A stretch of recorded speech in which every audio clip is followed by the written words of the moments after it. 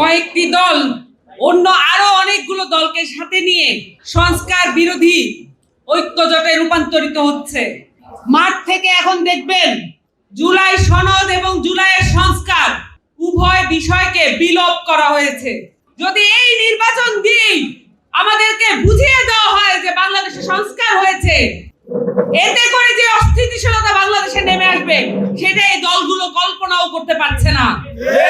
বাজির টাকায়, দুর্নীতির টাকায়, লুটপাটের টাকায় এত অহংকার ভালো।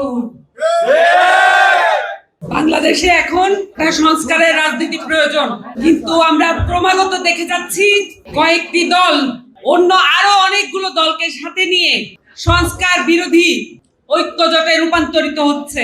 আপনারা যেটাকে নির্বাচনী জোট হিসেবে দেখছেন, এটা শুধুমাত্র নির্বাচনী জোট নয়, এটা একটা সংস্কার বিরোধী জোট হচ্ছে। কারণ মাঠ থেকে এখন দেখবেন জুলাই সনদ এবং জুলাইয়ের সংস্কার উভয় বিষয়কে বিলোপ করা হয়েছে। এটাকে যারা অস্থিতিশীল করছে তাদেরকেও আপনাদের হুঁশিয়ার করতে হবে, কারণ এটা আসল অস্থিতিশীলতা নয়।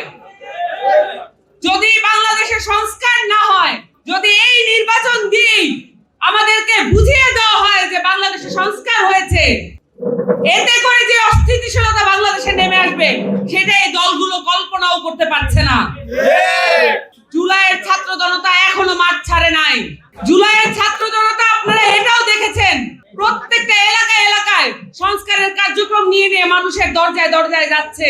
ফেনীর যে আপামর জনসাধারণের যে চাহিদাগুলো আছে, আপনাদের পথঘাট, রোড এগুলো ঠিক করা এবং পরিকল্পিত নগরায়নের জন্য এনসিপি এবং নিরাপদ সড়ক আন্দোলনের যারা নেতৃবৃন্দ আছেন সকলে কিন্তু প্রস্তাবনা দিয়ে যাচ্ছেন, কিন্তু এইখানকার ডিসি ওসি তারা কিন্তু এই বিষয়গুলো কোনোভাবেই আমলে নিচ্ছেন না।